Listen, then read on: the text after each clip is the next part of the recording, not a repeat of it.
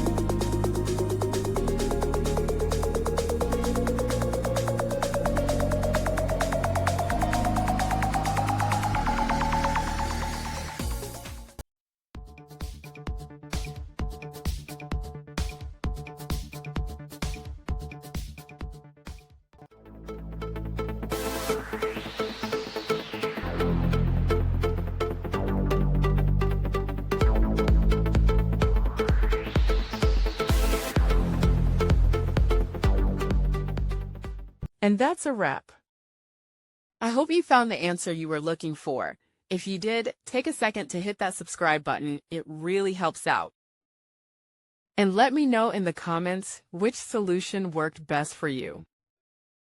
See you next time in the debug zone.